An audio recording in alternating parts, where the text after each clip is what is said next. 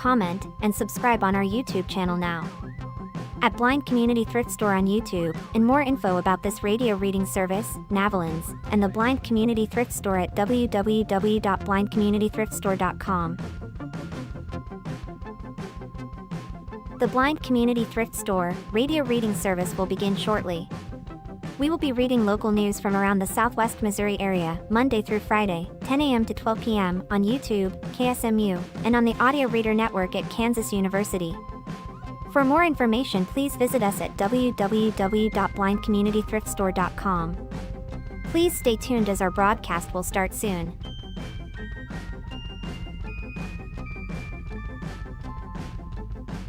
Please remember to like, comment, and subscribe on our YouTube channel now. At Blind Community Thrift Store on YouTube, and more info about this radio reading service, Navalins, and the Blind Community Thrift Store at www.blindcommunitythriftstore.com. The Blind Community Thrift Store radio reading service will begin shortly.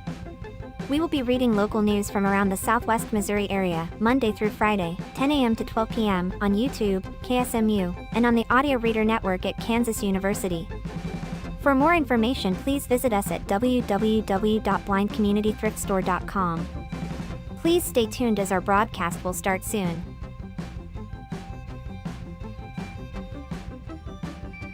Please remember to like, comment, and subscribe on our YouTube channel now. At Blind Community Thrift Store on YouTube, and more info about this radio reading service, Navalins, and the Blind Community Thrift Store at www.blindcommunitythriftstore.com.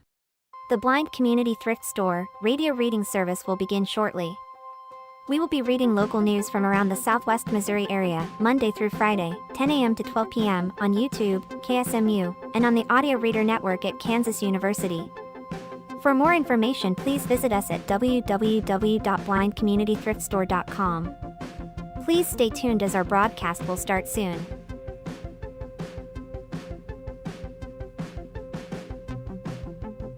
Please remember to like, comment, and subscribe on our YouTube channel now.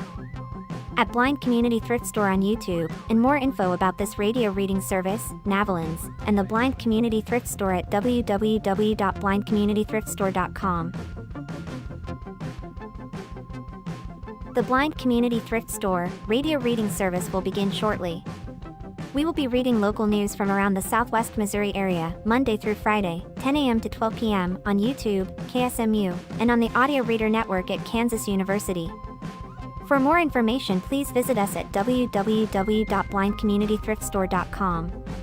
Please stay tuned as our broadcast will start soon.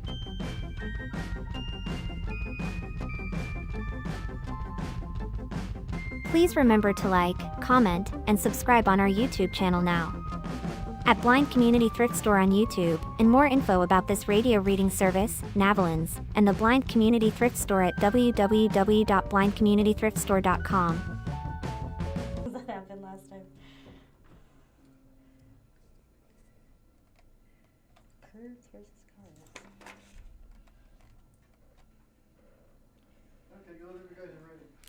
Thank you for tuning into the Blind Community Thrift Store radio reading service. My name is Megan, and I'm here with Christina, and we invite you to listen to our broadcast both live and on demand.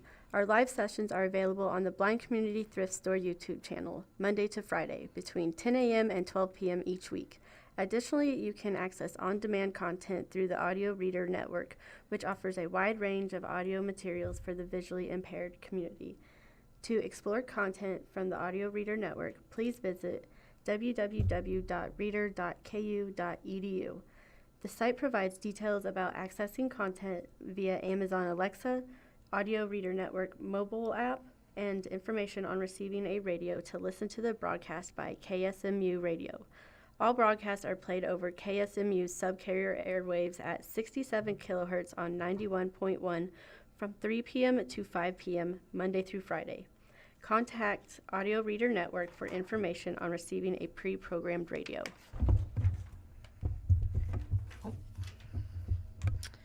Republic Branch Library opens with double the space and new amenities by Janice Reeser.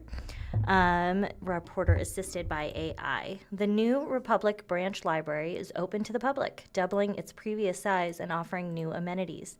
The library at 921 North Lindsay Avenue opened February 2nd, according to a community announcement. The 22,000 square foot facility includes dedicated spaces for children and teens, a business connect center, a 150-seat community room, and a makerspace. The design incorporates natural elements to create a welcoming atmosphere. Funding and construction. The $11.1 million project was designed by Paragon Architecture and constructed by Naboltz Construction. Funding came from the American Rescue Plan Act, donations, and library reserves, according to the announcement. Expanded services and amenities. The library's drive-up window will be open 7:30 a.m. to 7 p.m. Monday through Friday and 9:30 a.m. to 6 p.m. Saturday. The library itself will be open 8:30 a.m. to 7 p.m. Monday through Friday and 9:30 a.m. to 6 p.m. Saturday. The district has hired 10 new employees to staff the expanded facility, according to the announcement. Community impact. We are excited to open this new facility to the growing Republic community. We believe it will be an outstanding, enriching space that will benefit all ages. We expect a great turnout as we officially cut the ribbon on June 1st to kick off the summer reading program, Executive Director Ed Walton said in the announcement. The Springfield Greene County Library District operates 10 branches throughout Greene County. For more information, visit thelibrary.org or contact Vicki Hicks, Community Relations Director, at 417-616-0564 or VICKIEH@thelibrary.org. Alrighty, our next article is from the Springfield Daily Citizen. It is by Jack McGee, and it is titled, "A Week After a Heated Discussion, City Council Passes Resolution Regarding Referendum," referendum process. The resolution reaffirms the city's commitment to local control and that Springfield residents should determine future changes to the city charter. We now have a picture of the Springfield City Council, who met on Monday, October 20th, 2025. In response to controversial legislation filed in the Missouri General Assembly that proposes to remove Springfield voters' rights to challenge zoning ordinances at the ballot box, the Springfield City Council on February 9th adopted a resolution encouraging discussion around the role of the petition process outlined in the Springfield City Charter and reaffirming the city's commitment to local control. The resolution, which is largely symbolic, passed by a 7-1 vote with council members Derek Lee opposed and Abe McGull absent. Initially co-sponsored by Mayor Jeff Schrag and council member Brandon Jensen, the measure was adopted with council member Craig Hosmer added as a sponsor. Council's action follows a heated discussion at the February 2nd meeting between Springfield Area Chamber of Commerce President Matt Morrow, who was not present February 9th, and council members Jensen and Hosmer over the chamber's support of the late legislation House Bill 2847. Jensen indicated at the February 2nd meeting that he would bring forward a resolution expressing opposition to the bill and support for local control. While the resolution approved Monday night does not directly oppose House Bill 2847, it reaffirms that the citizens of Springfield should determine any future changes to their charter to the extent allowed by Missouri law. Unlike House Bill 2847, which would become law if approved by the General Assembly and signed by the governor, any changes to the city charter would have to be approved by Springfield voters. Prior to the February 9th meeting, Jensen said that he initially drafted a resolution with stronger language than the one before the city council and asked the mayor if he would be interested in co-sponsoring. He indicated that he was interested in co-sponsoring something and provided an alternative resolution that includes most of the language that's in the current bill, and had asked me if I felt comfortable with it and would be willing to co-sponsor, Jensen told the Springfield Daily Citizen. Ultimately, Jensen said that the collaboration resulted in the best piece of legislation. We now have a photo of Brandon Jensen. He's the council member representing Zone 3, attending the Springfield City Council meeting held on April 21st, 2025. He is sitting in front of a HP laptop, and he is wearing a blue blazer with a white shirt underneath that has blue and red stripes on it. First, it sends a clear message to our delegation of state legislators that we value the importance of local control and believe that conversations need to be held locally, even and especially when there are differing opinions, Jensen said during the meeting.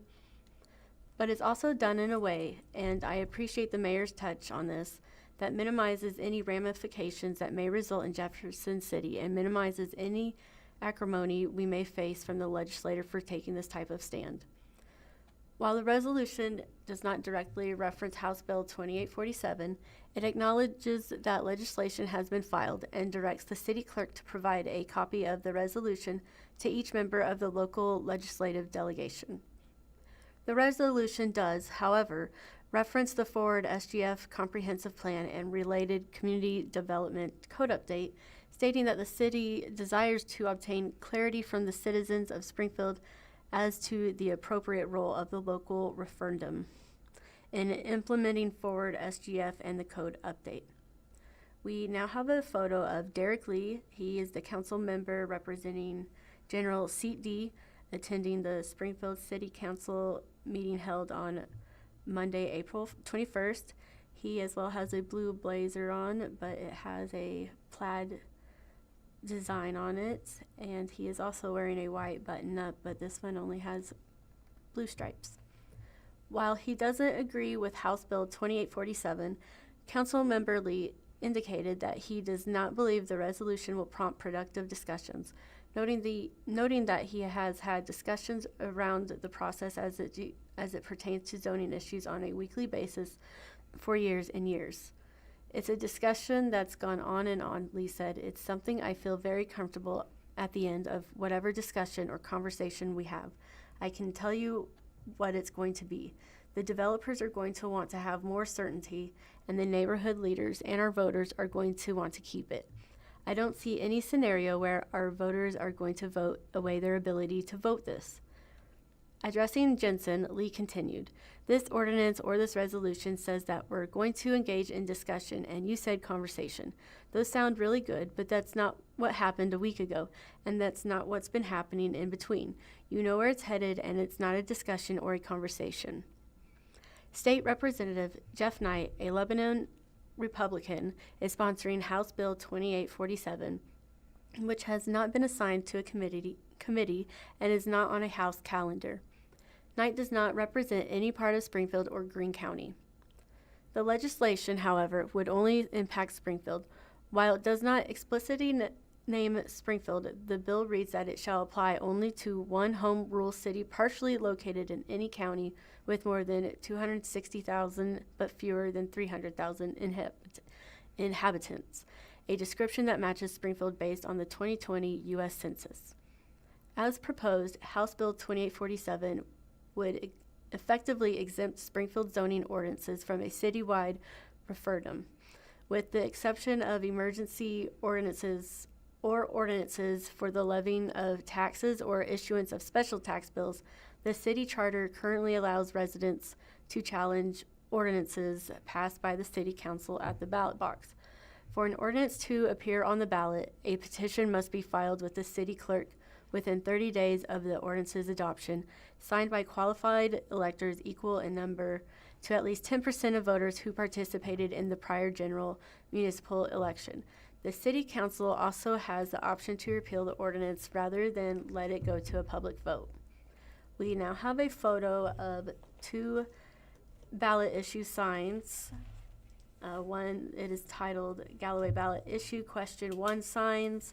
It says vote no to rezoning, no on question number 1. And then a sign behind it that says vote yes to Springfield question 1.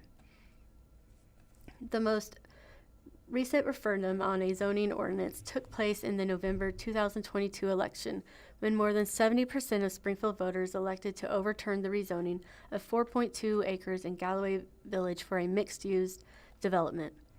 Knight said he filed the ballot at the request of business groups and some developers, but has declined to name them, At the February 2nd meeting, Morrow acknowledged that the chamber was one of those groups, citing the need to provide certainty in the development process. I want to be clear, every voice in the process matters, and every voice must be protected, but zoning referendum go beyond protecting voices. Morrow said they remove zoning authority from elected representatives, and they introduce a new higher level of uncertainty and unpredictability that discourages investment. And that's probably why most Missouri cities don't allow zoning cases to be overturned this way. We now have a photo of Matt Morrow. He's the president of the Springfield Area Chamber of Commerce, and he is standing at a podium addressing the crowd at the Good Morning Springfield event at Evangel University on June 5th, 2025.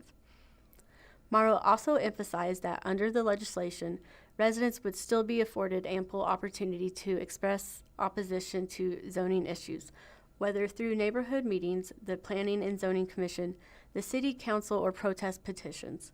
If signed by at least 30% of property owners within 185 feet of the property subject to a zoning change, a protest petition requires a 2/3 majority of the City Council to approve a zoning change in order for it to pass. While the city has previously taken the position in court that referendums on zoning ordinances conflict with state law, city officials have asserted that House Bill 2847 was not initiated by the municipality. In 1994, Springfield voters overwhelmingly rejected an amendment to the city charter that would have exempted zoning ordinances from the initiative or referendum process. Morrow said at the February 2nd meeting he had asked Representative Knight if he would be open to pulling the bill to allow for a collaborative discussion at the local level, suggesting that it may not make any difference due to the lack of movement of the legislation. Although he spoke with Morrow about the possibility of withdrawing the bill, Knight said Morrow did not ask him to pull it. I told him, I said, with any bill there are 3 options, Knight told the Daily Citizen. I said, you can withdraw, which very rarely ever happens. I said it can just sit, which means it dies, or it can be passed. Of those 3 options, Knight would prefer to let it sit, suggesting that withdrawing it would effectively end discussion around the process. We now have a photo of Representative Jeff Knight, Representative Lebanon. He is wearing a slate blue jacket with a tie that looks like it has the state of Missouri in all printed over it in blue and white. Or it's a different design, but it looks like the state of Missouri to me. I think letting it sit makes sense to allow those discussions to happen, Knight said. But if there's people who oppose it and this bill is withdrawn, they have no reason to sit down and discuss thresholds or anything. While the legislation proposes to end referendums or zoning ordinances entirely, Knight indicated support for a higher signature threshold to put issues on the ballot, which he acknowledged would be addressed at the local level. I realize the bill says do away with the process, but it's kind of like selling a house. You don't list exactly what you want for your house, Knight said. You're going to ask for a little bit more, and then you're going to negotiate down. Knight acknowledged the fact that he is term limited likely played a role in the business community, seeking the support of someone who wouldn't be concerned with any backlash to open up these conversations. While Knight's campaign finance committee indicates that he is running for the Senate District 16 seat, he confirmed to the Daily Citizen that he is not running for the upper chamber, nor does he have plans to run for any other elected office. In the political environment that we were in, everyone's either worried about re-election or their next step, or statewide, or whatever it is they're going to do, and I'm not real concerned with that, Knight said. While recognizing the frustration with the referendum process among the business community, Jensen took issue with the fact that the chamber advocated for a bill that would affect the city charter without notifying the city council. Despite the city's lack of involvement in the legislation, Jensen said it has nonetheless caused reputational harm to the city, which he suggested could potentially impact the outcome of upcoming ballot measures, including an April hotel tax measure that would help fund the construction of a new convention and event center. While the chamber has yet to officially endorse the upcoming tax measure, it previously endorsed a similar measure that narrowly failed in the November 2025 election and remains strongly supportive of the convention center project. Due to the Chamber's simultaneous support of House Bill 2847 in the Convention Center, some have suggested on social media that they would oppose a 3% hotel tax increase on the April ballot. We now have a drone shot of the Expo Center and Event Center. If passed by voters, the hotel tax measure would help fund the renovation and expansion of the city-owned Expo Center into a multi-purpose convention and event center. I don't agree with the strategy, but I certainly understand why it's being deployed, Jensen told the Daily Citizen. I mean, when folks feel threatened and feel outpowered, they use whatever resources are available to make sure that their message is getting across. Asked if he thought that the controversy around House Bill 2847 would affect the chances of the hotel tax measure passing and the convention center project coming to fruition. Scraggs said he was unsure, but that the hotel tax is a big priority for him. One of the things that I have done since I took this office is to really swear off social media, Scraggs told the Daily Citizen. I'm not 100% off of it, but I don't spend time looking at things. So I know that things can take a life of their own on social media and can flare out. I think flare out is the right word pretty quickly. So I just don't know. Jensen said he had also seen inappropriate rhetoric around the issue on social media directed at community leaders and fellow council members for comments they've made regarding the legislation. I have seen some folks engage in some pretty gross name-calling, altering of photos of community leaders, and I just gotta say that it is not a way to have a helpful or healthy community conversation. It's not going to earn you a seat at the table for this important community conversation, Jensen said at the February 9th meeting, noting that Councilmember Callie Carroll has been a target of attacks. Meanwhile, Jensen said he has received critiques from the business community for allowing the legislation to distract from big, exciting things that the city is trying to accomplish and for engaging in a discussion with Morrow in a public meeting. I recognize how harmful it is to be having this type of conversation when they're going through those efforts, Jensen said, but the genesis of this issue is important to keep in mind. I would remind everyone that it wasn't I who asked the state legislator to file a bill and force this conversation to happen. The chamber took a public action that has ignited a firestorm of community conversation to which this body is having to respond as representatives of the city and its charter. We now have a photo of Springfield City Council member Craig Hosmer, General Seat B, attending a meeting at the Springfield City Council on Monday, October 7th, 2024. He is also wearing a blue blazer with a dark blue tie with white stripes on it. Councilmember Hosmer emphasized that council members, as a part of their oath of office, swear to protect the city charter, and suggested that the only reason the chamber was looking to change state law was because voters overturned a rezoning in 2022. The only reason they changed it was because they got a beat on one issue, Galloway, where the voters in the city of Springfield, 70% of the voters that voted on that issue said, "No, what you're doing is not right," Hosmer said. That is democracy. It may not be pretty, it may not be the way you want it to work, but that's the way we established the charter in the 1950s, and it's worked very well. Hosmer, who previously served 12 years in the General Assembly, said it was unusual at best for a legislator from Lebanon to file legislation targeting Springfield, noting that he did not become aware of the bill until it became public. Morrow has asserted that the chamber has talked for years about the issue at the local and state level, including with Springfield's local legislative delegation. While recognizing that the city's relationships and conversations with its partners could stand to improve, Council Member Carroll argued that the hatred toward the chamber is not helping and advocated for the city, the chamber, and neighborhoods to collaborate. I think we can be better, Carroll said. I want a Springfield where Springfield and the chamber and the neighborhoods can work together because that's the only reason that we're going to have any type of success. We now have a photo of Callie Carroll, council member representing General Seat C, attending the Springfield City Council meeting on April 21st, 2025. She is wearing a light turquoise jacket with a blue shirt underneath and wearing some gold earrings and a gold necklace with some turquoise gems on it. Councilmember Monica Horton prefaced her comments by asking Representative Knight to withdraw House Bill 2847.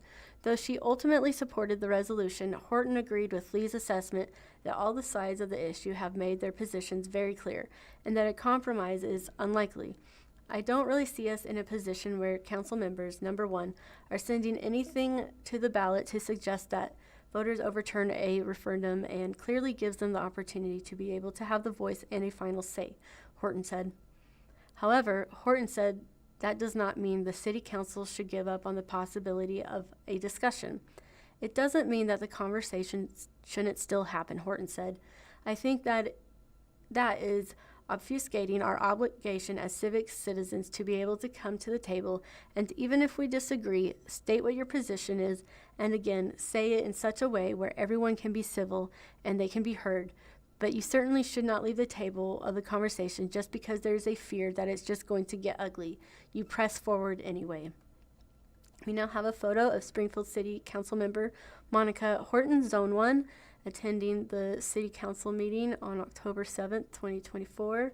She is in front of an HP laptop, and she is wearing a button-up blouse that is blue, black, and white with wavy designs. Scragg acknowledged that there are no guarantee anything positive would come from discussions around the process, which he envisions will center around two issues: the signature threshold and what types of ordinances should be exempt from a referendum beyond just zoning issues. While hesitant to propose a solution to the issue, Scragg recognized that the referendum process may add a layer of uncertainty and difficulty for developers and could potentially benefit from changes. I would be very much in favor of finding some common sense changes to what we have, Scragg said. I'm very, very open. I don't want to get ahead of myself and don't try this in the media, but very open to talking to people about what they think are the essential elements of it, what they think about it, and just having good dialogue. Should those conversations yield potential changes, Scragg said he would prefer they be implemented at the local level. The resolution does not prescribe a specific format or setting for these discussions to take place, but rather serves as the first step, indicating the City Council's interest in having a conversation around the role of the process. We now have a photo of Springfield Mayor Jeff Scragg presiding over a meeting of the Springfield City Council on October 20th, 2025. He is wearing a blue half-zip shirt, and he is in front of the American flag. Several residents spoke in favor of the resolution and expressed gratitude for the City Council responding to House Bill 2847. Melanie Bach, president of the Galloway Village Neighborhood Association, said she believes that the overall health of Springfield's neighborhoods is better now than it was before the 2022 referendum, which she suggested may have positively contributed toward that. During you all's tenure, you've had codes change, we've had laws change, and we've had leaders change, Bach said. But our Constitution, that is our city charter to the citizens of the city, that's our Constitution. And we don't want to see that change just because of an outside influence or an inside influence going outside, however it came about. We want a voice in that. We want you to have a voice in that. Whether anything happens, it needs to stay within our city. Wendy Husher, also a resident of Galloway, emphasized that the process has only been used successfully once on a zoning issue in what she described as an extreme case. The 2022 referendum, Husher said, required an enormous amount of time and energy and is not going to be a common occurrence. I've also heard a lot about clarity in the process, and in my opinion, the process is clear, Husher said. The referendum is part of the process. It's part of the rules of the game. It's not a loophole. Just because one developer lost one time does not justify changing the rules for everyone. Up until House Bill 2847, Stuart Venable said the city was headed in the right direction, between the city manager engaging with neighborhood associations and council members hosting town halls. Now, Venable said the trust is gone, and it's going to affect anything you guys want further. If you want to change it here, Venable said regarding the process. Change it locally. This article was written by Jack McGee, and he is the government affairs reporter at the Springfield Daily Citizen. Springfield restaurant owners, once refugees, now serve family recipes. This is updated article to correct the details of David Liu's escape from the Vietnam. Growing up in Vietnam, owning a business in the U.S. was a far-fetched daydream for Lee and David Liu. But on March 29th, the couple will celebrate 35 years of owning Springfield's Cashew Station drive-thru. The local Chinese food spot at 620 East Battlefield Road serves Springfield's classic cashew chicken and is known for its crab rangoon. The restaurant has grown and evolved through the past 35 years, but it had a humble beginning. Owners left Vietnam and found new home in Springfield. Lee and David Liu, both of Southern Chinese descent, grew up in Vietnam and escaped the country after the Vietnam War ended, with North Vietnamese forces quickly taking over and forming the Socialist Republic of Vietnam. Lee Liu left Vietnam in 1981 alongside her parents and sister at the age of 14, traveling by boat for 3 days and 2 nights and landing first at a refugee camp in Thailand and then one in the Philippines.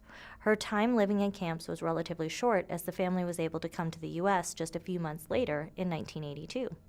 There's a picture of a cashew station. You've got a picture of David Liu, the chef, at top of the building, and then cashew station written, and then you've got Lee on the left and David on the right, standing in front of the building. The path to the States was much harsher for David Liu, whose birth name is Hung Liu. After 2 failed attempts, he finally escaped Vietnam on a small fishing boat that held fewer than 50 people. Due to harsh waters, many people did not survive the journey, but David Liu was among those rescued by an American oil rig and eventually made it to a refugee camp in Thailand. He also spent far longer at refugee camps awaiting immigration sponsorship, remaining in camps for 2 years before coming to Springfield in 1984 from Indonesia. The couple recalled that at that time only a few Vietnamese families lived in the Queen City.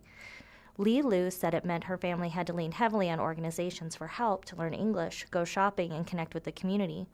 According to News-Leader archives, the Springfield Area Council of Churches, now known as Crosslines Community Outreach, and the Catholic Diocese of Springfield Cape Girardeau helped resettle refugees.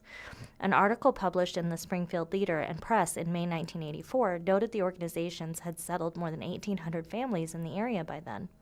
David Liu had an eye on Lee Liu before he had even made it to Springfield. Receiving a photo at the refugee camp from the wedding where his brother married Lee's sister, David Liu joked with his friends that maybe he needed to make it to America to catch her.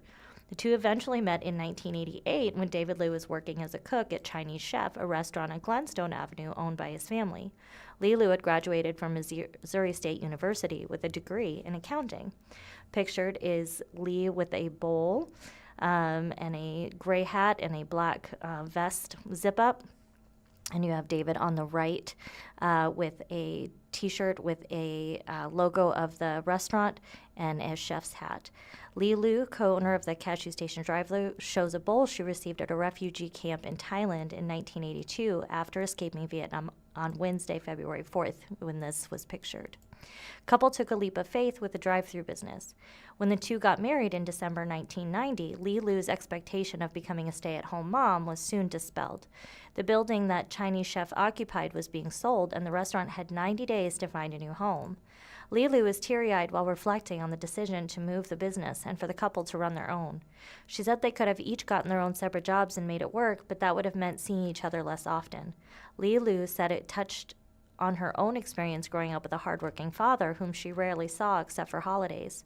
Opening their own place meant they at least had a common working space where they would be together, and their future kids would have a place to see them. It also meant the recipes David Liu's family had developed wouldn't be lost. Back then, most restaurant experiences were dine-in, so when the Lius found the quaint spot on Battlefield that was set up solely for a drive-thru, they were warned about the risks. Pictured are David and Lee in their restaurant with the kitchen behind them. "I have a very strong faith that I can do it," Lee Liu said, but then we had overheard arguments that it's very risky because there are no tables, nobody will come. Because of the hope, we go ahead and do it no matter what. When Cashew Station opened on March 29, 1991, it was the first drive-through and carry-out only Chinese restaurant in Springfield. The two were eager to make it work. They brought over equipment from Chinese chef, buying only a new stove that still serves to this day. Li Lu said that as newlyweds, there wasn't much money to spare. The round sign affixed to the front of the building was previously filled in with a burger, advertising the Burger Max that previously occupied the space, according to News-Leader archives. The couple got creative and filled in the circle with their own new logo, David's portrait. At the start, the drive-thru was run solely by the Lus, with David cooking and Lee as the cashier. They spent 24 hours together every day as the restaurant was open 7 days a week. The beginning was hard, not leaving much time for the newlyweds to form a relationship. Lee Lu described simply working like a machine to ensure the restaurant's success. The experience allowed the two to learn more about each other and become more patient, they said. As the couple had their kids, John and Lisa, hardships continued. While Li Lu's parents helped raise the children as their health deteriorated, there was far more for her to take care of on her own. I started to take care of her, Li Lu's mom, take care of business, take care of myself. It's tough, she said. You know, running a business when you have so many things going on, sometimes I just want to surrender. And then every time the delivery truck comes, I'm very scared because I have a lot of things to put up. But one night as her family gathered at the restaurant, seeing her daughter Lisa try to help carry boxes of ingredients just a small toddler barely able to walk gave her the strength to continue, Li Lu said. Pictured below is an adult Lisa with her daughter, who is an infant in arms. It is winter in the background of the restaurant, and you have David and Lee as well, Lee in the middle and David on the right. Now 35 years later, the restaurant employs a handful of people and is open 5 days a week, easing stress on the family.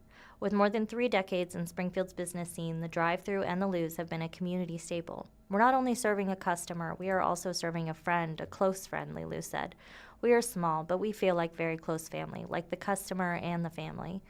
Customers ask about Lisa and John and worry when the restaurant is not open as normal.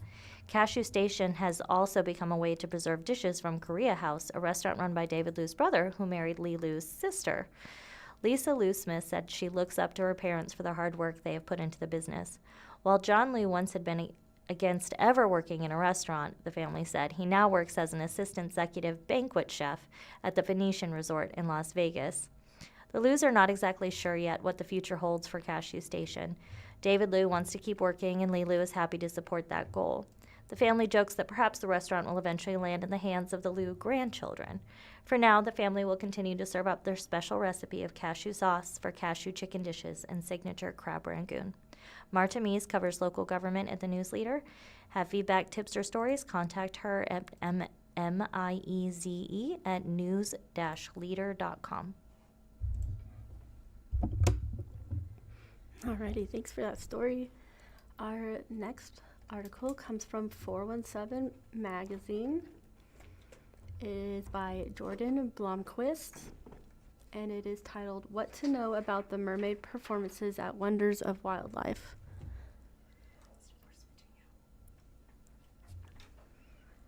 Families visiting Wonders of Wildlife can watch mermaids perform underwater, inspiring children while highlighting the importance of ocean conservation. We now have a photo of a beautiful mermaid. She is swimming down next to an anchor, looks like from a ship or a ship mast, and there are fishes just swimming around. In March, Wands and Wishes mermaids begin performances at Johnny Morris's Wonders of Wildlife National Museum and Aquarium. The touring group appears at Association of Zoos and Aquariums, AZA accredited aquariums nationwide, and at Wonders of Wildlife, guests can enjoy underwater performances, meet and greet opportunities, and complimentary crafts and activities, all included with general admission and memberships. And how are mermaids trained for their performances at Wonders of Wildlife? Wands and Wishes mermaids are professionally selected performers with extensive credentials already in place. Each mermaid holds scuba and level 1 freediving certifications before joining the touring team, which allows them to safely perform in large-scale aquarium environments like Wonders of Wildlife. Training continues throughout their careers, emphasizing safety, consistency, and visual storytelling. We now have a another photo of a mermaid.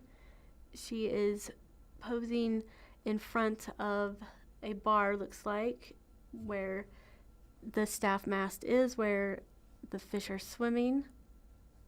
And you can see guests around the aquarium, and there are some stingrays swimming underneath her. Well, what does it take to become a Wands and Wishes mermaid? Ongoing instruction is guided by experts connected to major aquarium institutions across the country, ensuring performers meet demanding standards. It's very similar to ballet, the training involved, and to make it look really seamless and beautiful, says Caroline Kaufman, founder of Wands and Wishes. Key requirements include scuba and level 1 free diving certifications. Safety and performance training linked to aquariums such as Georgia Aquarium, Shed Aquarium, Motet Marine, and Monterey Bay Aquarium. Specialized underwater equipment that's updated and serviced annually. When can you see the mermaids at Wonders of Wildlife? Mermaids will perform on March 12th through the 15th, March 18th through the 22nd, and March 27th through the 29th. The experience also includes an exclusive members-only night on March 11th, when Wonders of Wildlife members and their families have the opportunity to meet the mermaids in person before the public performances begin.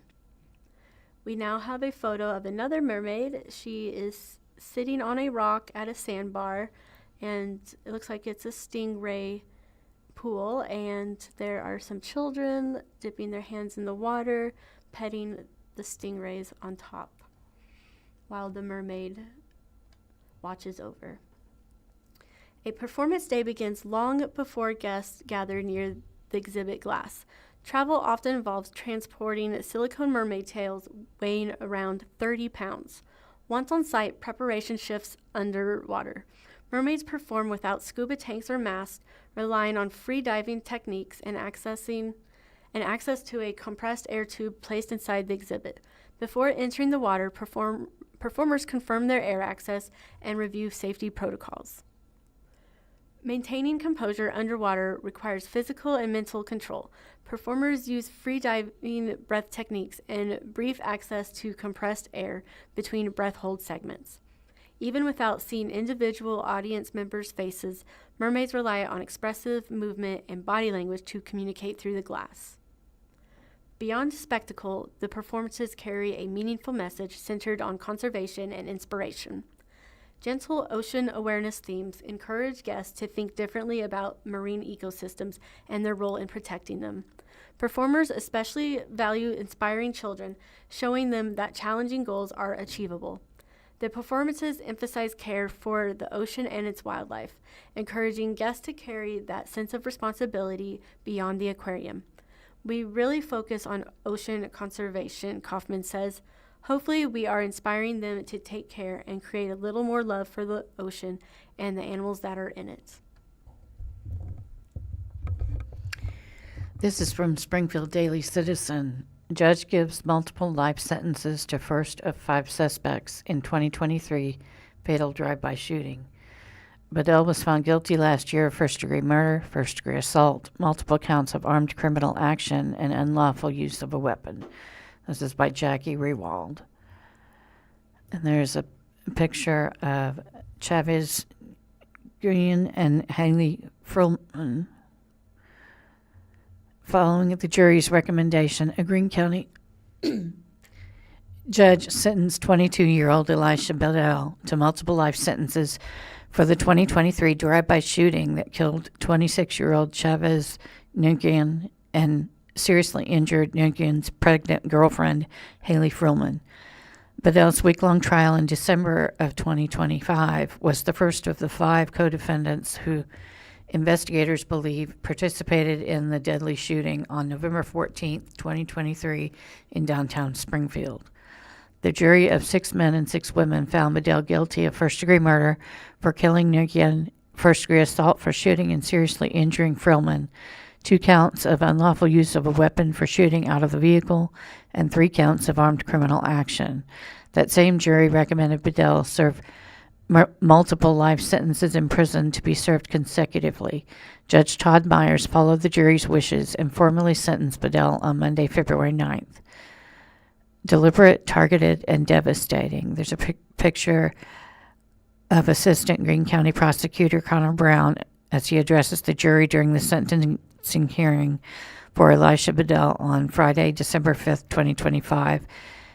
He has brown hair and a beard with eyeglasses and a blue blazer suit and what appears to be a light brown tie and a white shirt. Your Honor, this case is not about a single impulsive act, Assistant Greene County Prosecutor Connor Brown said in arguing for the maximum sentence allowed. It is about a sustained course of conduct, deliberate, targeted, and devastating. It ended one life, nearly ended two others, and permanently altered a family before they had the chance to begin. Nguyen and Froman were headed to a restaurant that evening to have dinner when they noticed a dark sedan with multiple occupants following Froman's car closely and then driving alongside at the same speed. As Froman's car approached the intersection of College Street and Campbell Avenue, the dark sedan pulled up beside Froman's car and the occupants began shooting. During the trial, prosecutors presented evidence that showed there were likely 5 different firearms used by the 5 suspects, including Bedell, whose prosecutors say was shooting the assault rifle pistol, an ARP. Chavez Nguyen was struck at least 6 times. Bullets went through his leg, his back, punctured his lung, liver, and kidney, Brown said at Monday's hearing. Those wounds were not survivable. He died there in that passenger seat next to the woman he loved. Miss Froman survived, but survival does not mean escape. She was shot in the hand, leg, and the head. At the time, she was 29 weeks pregnant with her child. That child survived, and though that is a blessing, it does not lessen the gravity that the child will grow up knowing that before he even took his first breath, someone made the choice that killed his father and nearly killed his mother. There's a picture of Elisha Bedell as he looks toward a family member in Greene County Circuit Court following his sentencing for first-degree murder and multiple other charges. Photo by Jim Wilson. He's got dark brown dreadlocks and a mustache and a beard, tattoos on his neck, and he's in a gray and black striped prison uniform. James Fleming spoke on behalf of Nguyen's mother and stepfather at Monday's hearing. He described Nguyen as a hardworking, beautiful soul. He was a funny, energetic person everyone loved, Fleming said. We all missed Chavez so much. Froman's injuries caused her to have a high-risk pregnancy, and she was in a wheelchair for months.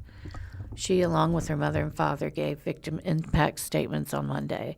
She told the judge she wished she could fully explain the impact losing Chavez has had on us, but that she worried she would only get a few words out before my voice would be silenced by tears. And the defendant doesn't deserve to see me break, Froman said. He doesn't deserve to see me relive the moment through words as I talk about how depressing life's become after he took the life of my best friend. She described Nguyen as a hardworking, honest, loyal, dependable, and honorable man. The defendant has robbed me of my entire world. Chavez was my entire life, Froman said. He robbed 2 little boys of their father. He robbed parents of their firstborn son. He robbed 4 siblings of their oldest brother. Froman created a 5-minute video comprised of photos and clips of Nguyen with his friends and family over the years to be played at Monday's sentencing hearing. She said that she wanted Bedell to see what a man truly looks like, show what it means to be brave and heroic, to show what real strength looks like, to show the clear difference between Chavez and the defendant. There's a picture of Haley Froman, Chavez Nguyen's girlfriend at the time of his killing and the mother of his child, delivers a victim impact statement in court prior to Elisha Bedell's sentencing for Nguyen's murder. She's got a blue, looks like a sweatshirt with yellow collar and wrists and long light brown hair in a ponytail. Before it played, Froman told the judge to take note of how Nukin spent his time and energy and how much he enjoyed being a father and how excited he was to have another on the way, how his son looked up to him, how hardworking he is, how much of a family man he is. It's important to acknowledge these things to understand Chavez and his killers have nothing in common, Froman said, adding that she and Nukin did not know Bedell or the other co-defendants. The defendant chose evil to hide behind guns, drugs, and alcohol. The defendant chose violence and the gangster lifestyle, and his actions took an innocent man's life for no reason. About 30 shell casings were presented as a crime scene evidence during the trial. Part of the evidence included a security video from nearby with audio that showed all of those bullets were fired into Froman's car in about 2 seconds. The other 4 co-defendants suspected of opening fire on Froman's vehicle that night are Timothy Hester, Cesar Bolanos, Cortez Washington, and Arshawn Bradley. They face the same charges as Bedell and remain in the Greene County Jail awaiting trials. None of those co-defendants testified at Bedell's trial. Bedell waived his right to testify. Froman and Nukin's families have always maintained that Nukin did not know the 5 defendants, and it must have been a case of mistaken identity. No information was presented during the trial to indicate that Bedell knew Nukin. Brown reminded the judge that evidence showed how Bedell and the co-defendants did not stumble onto the couple. The defendant and his cohorts followed the victims, Brown said. Armed to the teeth, the defendant stalked them. There's a picture of the car that Chavez Nukin and his girlfriend Haley Froman were riding in when Nukin was killed in a drive-by shooting. Brown also reminded the judge of evidence presented at trial that showed what Bedell was doing in the minutes after the shooting, that Bedell made a video of himself rapping about murder and violence while Nukin's body was still laying on the ground waiting for the medical examiner. The defendant's conduct created multiple victims and caused multiple permanent losses, Brown said. The state is not asking the court to sentence out of anger or emotion. We are asking for a sentence that reflects the seriousness of the crime, honors the lives of those affected, and protects the community from someone who demonstrated an absolute willingness to use lethal violence in a public space. Bedell's defense attorney, Jeffrey Wood, called the shootings a terrible tragedy and utterly senseless violence. No one denies that, Wood said.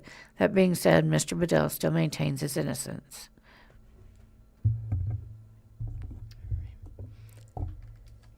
Alrighty, today is Extraterrestrial Culture Day, and it exists to celebrate and honor all past, present, and future extraterrestrial visitors in ways to enhance relationships among all citizens of the cosmos, known and unknown. It was established with the passing of House Memorial 44 by New Mexico's legislature on March 21, 2003. Memorials do not have the force of law and do not need to be passed by both houses or be signed by the governor. Although the day is specific to New Mexico, it has been celebrated by those beyond its borders. State Representative Daniel Foley of Roswell introduced the day with House Bill 766. The bill designated the day to be celebrated on every second Thursday of February, but when the memorial was passed, I think this might be a bit outdated because today is Tuesday, not Thursday. But when the memorial was passed, the holiday was changed to every second Tuesday. Oh, I should have kept reading. It was changed to every second Tuesday of the month instead. According to the memorial, the day was created because extraterrestrials have contributed to the worldwide recognition of New Mexico through their many and ongoing visitations, sightings, unexplained mysteries, attributed technology advances, experimentations, expeditions, explorations, intrigues, provision of storylines for Hollywood epics, and other accomplishments of alien beings throughout the universe. How have extraterrestrials contributed to the worldwide recognition of New Mexico? It all goes back to 1947 to a spot about 75 miles from Roswell, where rancher Mac Brazel found debris in his sheep pasture. After finding metallic sticks held together with a tape, a glossy and heavy paper-like material, and pieces of plastic and foil reflectors, he called the local sheriff. The sheriff called Roswell Army Air Force Base, and they came and took the debris away in armored trucks. On July 8, 1947, the Roswell Daily Record ran a front-page story titled RAAF Captures Flying Saucer on Ranch in Roswell Region. The following day, the Roswell Army Air Force put on a statement saying that it was not a flying saucer that had been found, but rather it was the remnants of a weather balloon. But by looking at the debris, it was pretty clear that it wasn't a weather balloon, and many people didn't buy the story, with some even believing that it indeed was a flying saucer. In the decade that followed, many dummy drops to research ways people could survive high drops were done in New Mexico.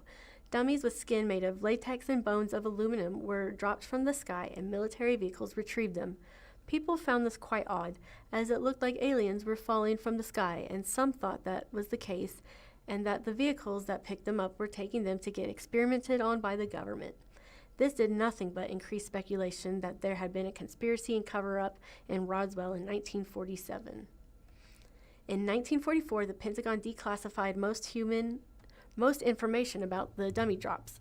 They also declassified information about what they claimed had really been found in Roswell, which they said had to do with something called Project Mogul, a top-secret atomic espionage project.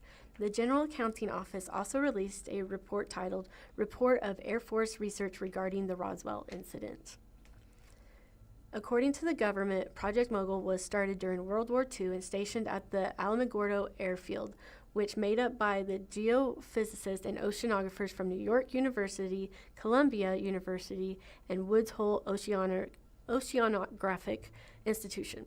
The project placed balloons with low-frequency sound sensors in the troposphere, not saying that right, the area between the troposphere and stratosphere where sound can travel thousands of miles.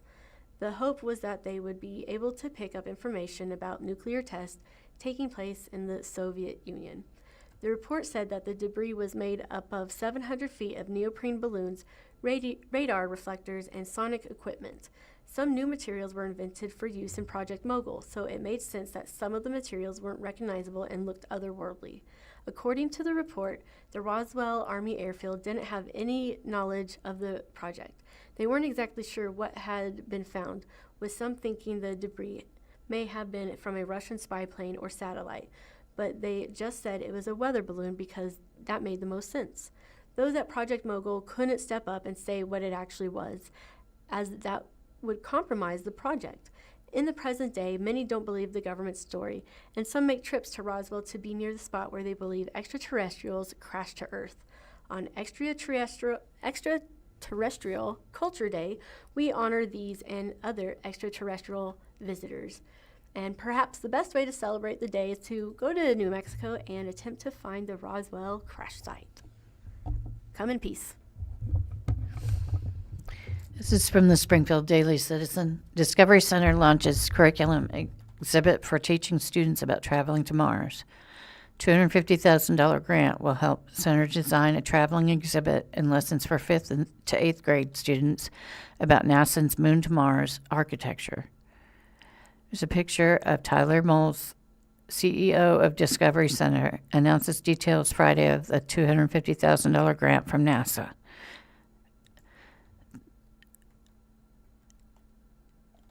And the science and engineering behind getting humans to Mars is complicated. A grant from NASA will help a Springfield Science Center teach exactly how it will be done. Officials with Discovery Center announced on Friday a $250,000 grant from NASA to fund a 3-year education project. At the end of the 3 years, the center will offer an exhibit, curriculum, and teaching aids that dive into NASA's Moon to Mars architecture. Rihanna Clark, Vice President of Education for Discovery Center, said the exhibit will be capable of traveling to other educational institutions once it is complete, and the curriculum will be available to anyone, from teachers in public schools to home educators. Our goal is to make it tangible and understandable and not feel like something that is so far out, Clark said. This isn't Star Trek. This is something we could see in our lifetime. Ultimately, the goal of the project is to prepare students to be a part of a space workforce that can help solve problems standing in the way of that moonshot. The Moon to Mars architecture is a list of the elements that are necessary for a long-term human presence on Mars. This is no small technical feat. It will require the development of many systems capable of sustaining human life. There's a picture of Rihanna Clark, Vice President of Education for Discovery Center. And she's in a blue top and wears eyeglasses and a earring that looks like a flower. And she talks Friday about the $250,000 NASA grant. While difficult, scientists say the promise of discovery is great. NASA in September announced that the rover Perseverance uncovered rocks that could hold signs of life similar to that on Earth. The only way to learn more from those samples is to physically get them, astronauts say. The grant earned by the Discovery Center will help students across the country learn much more about that challenge. The award makes the center the only such STEM innovator in Missouri, said CEO Tyler Moles. He said that the grant and designation will bolster the area's workforce development and help inspire lifelong interest in STEM fields. To be named as the STEM hub for the region right here in Springfield, Missouri, it's not one of our big city neighbors, Moles said. We told them that we got this. We are going to teach STEM, and we're taking it seriously. The center already has several ways of teaching attendees about space. An interactive exhibit features details about the planets in our solar system. There's a picture of Presley Brunell, a 5-year-old, plays with the planetary orbits Friday as nanny Aiden Haling looks on. It also houses the Smithsonian exhibit A New Moon Rises, which features large, high-resolution images of the moon's surface and chronicles the history of our lunar research. That exhibit was inspirational for the center's work to get the grant, Clark said. As the name implies, the Moon to Mars architecture requires establishing a base of operations on the moon in order to launch spacecraft towards Mars. We didn't just go to the moon and say, oh, we did it, that's it. We've continued to go in different ways, Clark said, and now we're looking to go in an even bigger way. The center has already been designing the curriculum and the exhibit, Clark said. While the exhibit will be designed for everyone, the curriculum will be geared for 5th to 8th graders. And the center asked educators to get involved. A link to a survey was presented for teachers of all sorts to show their interest. A formal application process will open at a later date. Clark said they are seeking anyone involved with teaching children, including traditional teachers, librarians, home educators, and more. Scholarships may be available for educators who don't live in the region. We don't want to limit it to just classroom teachers because we want everyone to be able to participate, Clark said. We want to know how many people are interested, and then the number of people interested will tell us how competitive the scholarships would need to be. Friday's event was attended by City Council members Bruce Adib Yazdi and Heather Hardinger, as well as District 130 State Representative Bishop Davidson. The Blind Community Thrift Store is a spacious 17,000 square foot thrift store located in Springfield, Missouri. It holds the distinction of being the first retail store worldwide to incorporate Navi-Lens technology, which significantly enhances accessibility for the blind, visually impaired, and non-English speaking individuals. This innovative system enables customers to navigate and shop with minimal assistance, fostering independence and confidence. The store operates as a nonprofit organization dedicated to generating funds that support the provision of adaptive technology and training for the blind and visually impaired community, often at little to no cost. Visitors can learn more about the organization and access its services by visiting the store in person at 2713 North Kansas Expressway, Springfield, Missouri, or by exploring the website at www.blindcommunitythriftstore.com. The website offers comprehensive information about the store's mission, services, and opportunities for community involvement, as well as details about the free store available to residents in the Springfield area.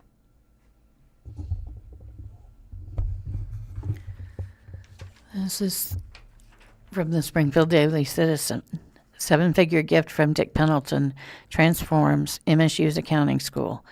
Pendleton Family School of Accountancy will be bolstered with additional training and support for teachers and students. Donation marks the first time one of MSU's schools has been named this way.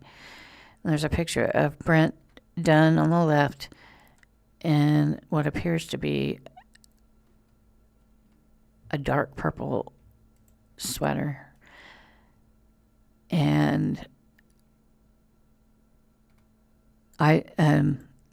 accounting graduate student Isaac Moon, has a brown and blue blazer on. I can't talk. As they unveil the new Pendleton Family School of Accountancy sign on Monday. Editor's note, this story was edited to correct an error regarding the first name of the donor. Marshfield student Isaac Moon was the first in his family to attend college. On Monday, he helped introduce a donation to Missouri State University that will help generations beyond him. Thanks to a donation described only as 7 figures, the Missouri State University School of Accountancy will be now known as the Pendleton Family School of Accountancy. Dozens of MSU officials, family members, and other community members attended an announcement at Glass Hall. The school is part of the College of Business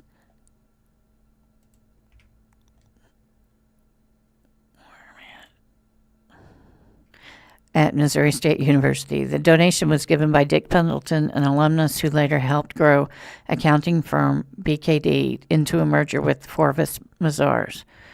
Pendleton earned a business finance degree in 1966. Unlike other legacy gifts, this name was affixed to a school and its students, not a building where those students learn. The gift will be used to help upgrade and improve the school services to its students. It has about 600 undergraduate and graduate students, led by 12 faculty members. There's a picture from the left, Sally Phillips, and on the right, Sherry Law, talk about the donation their family has given to Missouri State's College of Business. Now living in Florida, Pendleton's daughters, Sally Phillips and Sherry Law, attended the event. Phillips said that's exactly how her father hoped the gift would be applied.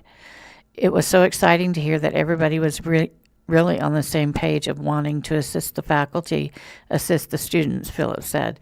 Just making sure that we are leaving a legacy for everyone, and we're able to share that. Kimberly Church, director of the Pendleton Family School of Accountancy, said the gift will help produce stronger students through scholarships and through more training of its staff members.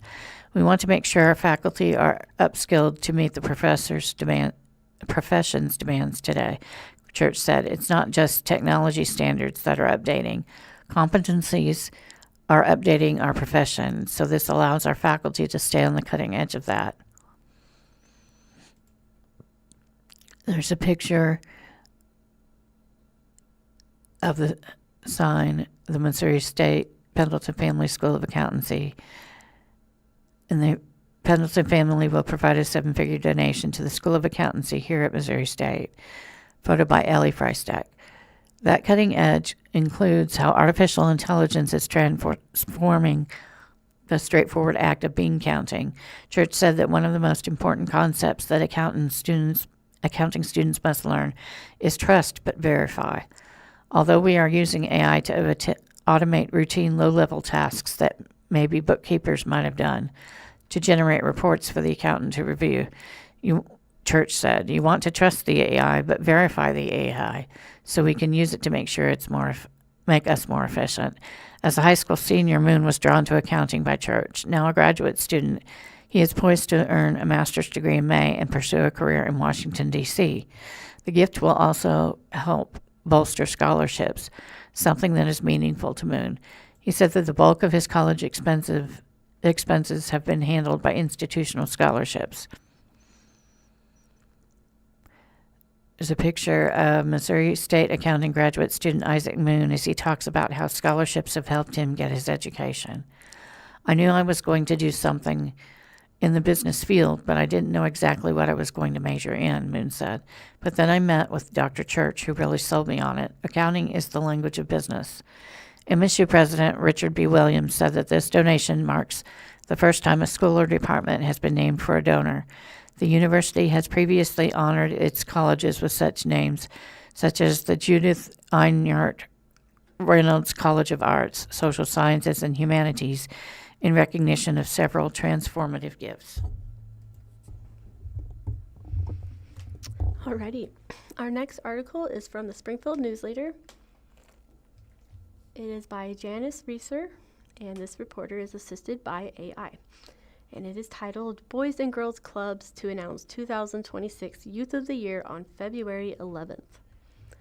Boys and Girls Club of Springfield will announce its 2026 Youth of the Year winner on February 11th during its annual Youth of the Year banquet. The event is scheduled for 6 to 8 p.m. at the DoubleTree by Hilton Convention Center, 2431 North Glenstone Avenue in Springfield. The organization will select one high school age student from 11 finalists for the Youth of the Year honor, according to a community announcement. The program, administered by local clubs and Boys and Girls Clubs of America, recognizes youth for leadership skills, academic achievement, obstacles overcome, and community service. We now have a photo of Central High School senior Hunter Johnson, who was named the 2025 Boys and Girls Clubs of Springfield Youth of the Year during a banquet at the Convention Center last year on February 5th. He is standing at a podium that has the Boys and Girls Club hand symbol on it. There is a red tassel backdrop in front of a white board, and he is wearing a black suit with a black tie and a white shirt underneath that has a speckle design on it, and he has short, light brown red hair. The local winner will receive a $20,000 college scholarship from the Boys and Girls Clubs Partners in Education. The Youth of the Year Award is the highest honor a Boys and Girls Club member can receive. It focuses on acknowledging club members' leadership abilities. The local winner will compete at the state level in Jefferson City in April, where they will have a chance to win an additional $2,000 in scholarships and potentially advance to regional and national competitions. The National Youth of the Year winner will serve as a leader and advocate for more than 3.6 million youth served by Boys and Girls Clubs annually. The ceremony will also recognize winners of several other awards, including the Onward and Upward Award, Great Futures Award, and Alumni Association Award. Recipients will receive $10,000, $12,000, and $2,000 respectively. Additionally, a Junior Youth of the Year Award will be presented, sponsored by M.D. Kinney, to recognize elementary and middle school age youths. Great Futures Award is sponsored by Heart of the Ozarks Sertoma Club, and the Alumni Association Award is sponsored by Boys and Girls Clubs of Springfield Alumni and Friends, according to the announcement.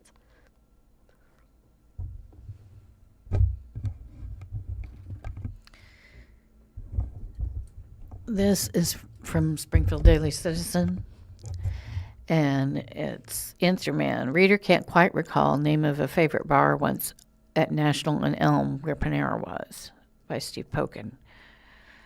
There's a picture of brick buildings and one with a black roof.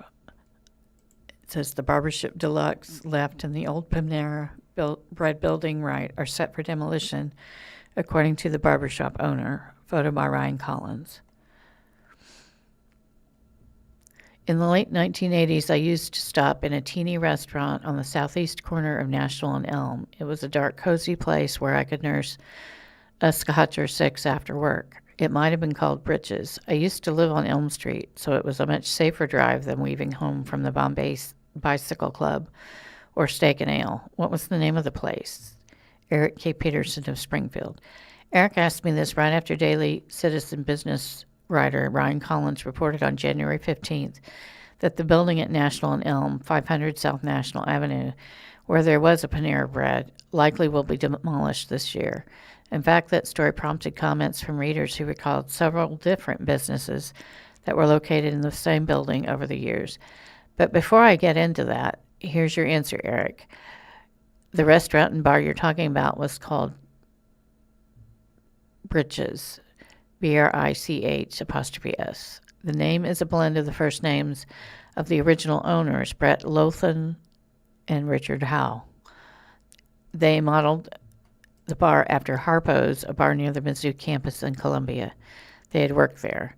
One of the original owners says it was a sports bar with focus on hockey. I spoke to Lothan, now 59, who still lives in Springfield. He said they opened the bar in 1989, the year he graduated college. I was probably there for, I don't know, maybe 4 years, he says. It was mostly a sports bar. We showed a lot of the hockey games. We had a good college following, with MSU being across the street. I was born and raised in St. Louis, played hockey all my life. And that's kind of what the bar revolved around, he says. We had a pretty heavy St. Louis blues following. After the first year of operating Bridges, Lothan said he became sole owner. It was the only time in his life he owned and operated a bar and restaurant. Once I left, I didn't have the desire anymore to do that, he says. I had a young family, and that was more important to me. Lothan later became a real estate agent, then worked at a title company, and today is in banking and finance. In addition, he coaches hockey at Drury University. Along comes Bridges with the aim of attracting the college crowd. I found mention of Bridges by searching local newspaper archives using two separate phrases, National Avenue and Elm Street and 500 South National.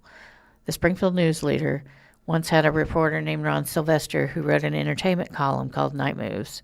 Sylvester wrote about Bridges on August 30th, 1990. Not since Humphrey Clinker's Rock and Roll Club stood on National Avenue and Elm Street in the early 1980s has that corner seen so much activity. Once a thriving rock club, crowds dwindled as one business after another tried its hand at restaurants or lounges aimed at an older audience. Now along comes Bridges with the aim of attracting the college crowd, only blocks away at Southwest Missouri State University. Apparently, the building also was once home to an establishment called Pop's Place. An incomplete list of other businesses. If I know Springfield readers, I'm guessing you want to know what other businesses have been at 500 South National over the decades. I've compiled a list of a few that popped up over the years. Many purchased ads in the Springfield papers. I did not include businesses with an Elm Street address. The years are based on when I saw a mention of the business in the newspaper. It's likely the businesses were also in operation even when not mentioned in the newspaper. I'm sure this is only a partial list. St. Louis Bread Company / Panera, 1994 to April 27, 2023. Bridges, 1989 to approximately 1993. Pop's Place, 1989. Jonathan's Restaurant, 1985 to 1987. Humphrey's Clinkers, 1980 to 1981. Shakey's Pizza, 1975 to 1979. Crank's Drugstore, 1940 to 1965. Thomas Market, 1933 to 1954. This is Answer Man column number 159.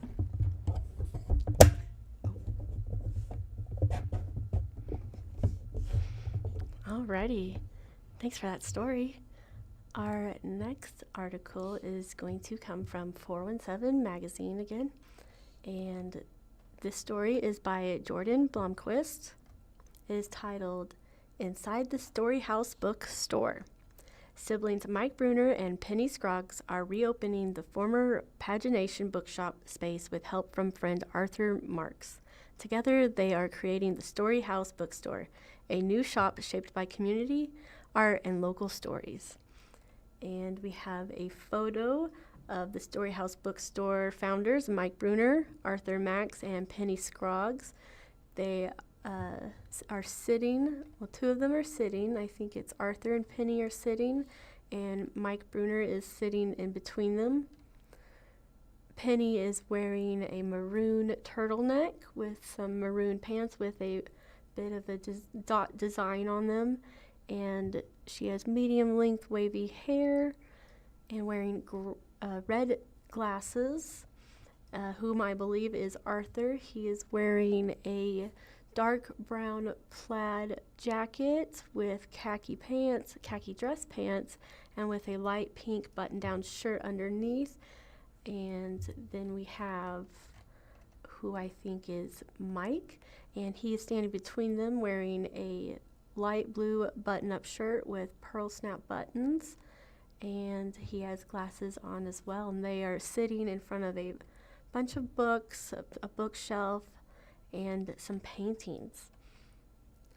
Last year, Mike Bruner received a call from his longtime friend Arthur Marks. Though Bruner wasn't living in the Ozarks at the time, the two caught up easily, talking through retirement, family, and life over the years. Before they hung up, Marks extended an invitation that would shift the course of their conversation to see his grandmother's house, once home to the late local artist Pinky Marks, as he prepared to clear it out. Bruner visited out of curiosity and walked into a tiny capsule. It was full of treasures, Bruner said. Hundreds and hundreds of pieces of art, original oil paintings, original watercolors, photographs, three-dimensional objects of art. Bruner invited his interior designer sister, Penny Scroggs, over to have a look, and she was floored. The work was then moved to a secure location and cataloged. A few months later, the house that was home to Pagination Bookshop on Walnut Street was up for sale, and the pieces were simply falling into place for Bruner, Marks, and Scroggs. The three were itching for something new to do with the Ozarks' verbal and visual arts worlds, and to find a home for Pinky's art collection. Bruner and Marks bought the historic home, and Bruner, Marks, and Scroggs became business partners in what is now the Story House Bookstore at 1105 East Walnut Street in Springfield, Missouri. Their phone number is 417-402-4513. Marks serves as Chief Financial Officer. Scroggs, the Creative Director, oversees events and staff, while Bruner, as Chief Executive Officer and Director of Strategic Development, works behind the scenes to preserve the building's character and guide the store's appeal to the public. Bruner is originally from the Ozarks, but moved away 45 years ago to become a verbal art professor. He lived all over the place: California, Seattle, Boston, Las Vegas, with his late wife, Meryl. She died earlier this year, and to honor her, they are hosting the grand opening of the store on March 14th, her birthday. Marks's family owned Marks Clothing Store in downtown Springfield for nearly a century. After earning an engineering degree from the University of Missouri, he bought an environmental waste company, all while staying deeply involved in Portland, Oregon's jazz scene. He even served as president of the Jazz Society of Oregon. For Scroggs, her children are older now, and she has the desire to build something new. Her love for storytelling came from her husband, who is a filmmaker and scriptwriter who can turn a grocery store run into an exciting 10-minute story, she says. She also recalls hearing stories from her father as a kid and thinking his tales of growing up on a farm, the youngest of 15 children, were better than any she could read in a book. The arts are really the heartbeat of inspiration, she says. Everybody's creative in some way. We now have a photo of inside the new Story House bookstore, which is officially opening on March 14th. And it looks like a nice little reading area with some artwork, and looks what appears to be children's books with two little stools that are padded. And then there's also a red couch, like a love seat couch, in front of a window with a little lab plush doll. And it looks like a nice little place to take your kids, so definitely check it out on March 14th. One of their first decisions was to integrate pieces of Pinky Marks' artwork into the shop. When you step inside the cozy bookshop, you'll find her painting all over the walls. Some of her original artwork and others are pieces she collected from local artists over the years. While we're honoring Pagination's indie spirit and welcoming atmosphere, the siblings have ambitious plans for expansion. Visitors of the bookshop could not go upstairs. It was used as an Airbnb for some time, as well as office space in the past. They are renovating the store's upstairs space to make room for events like workshops, additional books and gifts, and curated events. They also have dreams of coffee service, outdoor seating, and utilizing the patio space for additional events. They're reaching beyond Springfield city limits. Bruner has met with various MSU and jury departments and traveled to nearby towns to connect with arts communities throughout the Ozarks. His passion project is celebrating what he calls humble amateurs, which he says are people who create art but don't necessarily see themselves as professional artists.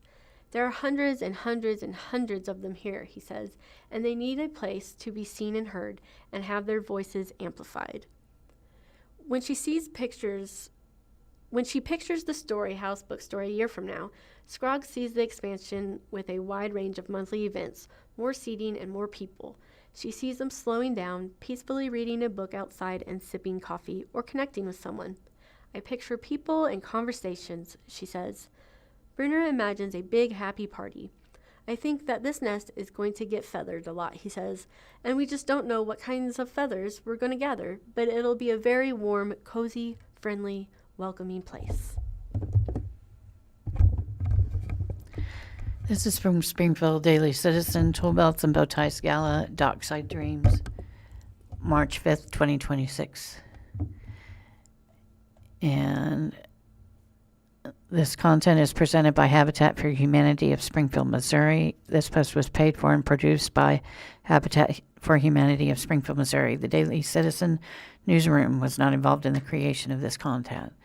Mark your calendar for a relaxed, purpose-driven evening on March 5th, 2026, from 6:30 to 10:30 p.m. at the Oasis Hotel and Convention Center. Tool Belts and Bow Ties is the annual gala hosted by Habitat for Humanity of Springfield, Missouri, bringing together community members, local businesses, and supporters for a night that blends connection, celebration, and impact. We're grateful to recognize Thompson Sales as our presenting anchor partner for this year's Dockside Dreams theme, an evening inspired by an easygoing lake vibes and meaningful community spirit. Guests will enjoy a casual dinner, moments that highlight Habitat's mission, and interactive experiences designed to connect supporters to the work happening right here in Springfield. Lake-inspired attire is encouraged, from boat shoes and sundresses to breezy florals that match the laid-back feeling of the night. Most importantly, every dollar raised at Tool Belts and Bow Ties 2026 goes directly toward building a safe, affordable home for the Haskett family. As Habitat Springfield's largest fundraiser of the year, this event plays a critical role in supporting local home construction, critical repairs, and neighborhood revitalization efforts. Together, we can help provide stability, opportunity, and a place to truly call home, creating lasting impact for one family and our entire community. Presenting sponsor is Thompson Sales. Tool Belts and Bow Ties wouldn't feel complete without our presenting sponsor, Thompson Sales Company, leading the way once again. We're incredibly thankful for their continued support and proud to have them along for the ride as we bring Dockside Dreams to life. Thompson Sales deeply believes in strong communities and showing up in meaningful ways, and its support plays a vital role in making affordable home ownership possible for local families. Sponsorship opportunities open through February 13th. Partner with Habitat for Humanity of Springfield, Missouri as a sponsor of Tool Belts and Bow Ties 2026, our signature fundraising gala and one of the most anticipated philanthropic events in the community. Sponsorship is more than event recognition. It's an investment in local families and long-term community stability. Proceeds from Tool Belts and Bow Ties directly fund the construction of a Habitat home for a local partner family, helping provide a safe, affordable place to call home. As a sponsor, your organization receives meaningful visibility and engagement opportunities, including recognition before, during, and after the event through digital, print, and social media channels, on-site logo placement, and verbal recognition during the program, opportunities to engage employees or clients through event attendance and VIP experiences. Sponsorship commitments are requested by February 13th to ensure full recognition across event materials.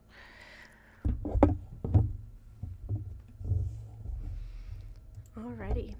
Our next article is from Springfield News-Leader. It is by Janice Reeser, and she is assisted by AI.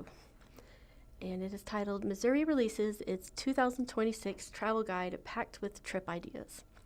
The 2026 Missouri Travel Guide is now available, offering a range of activities and attractions for visitors according to a community announcement.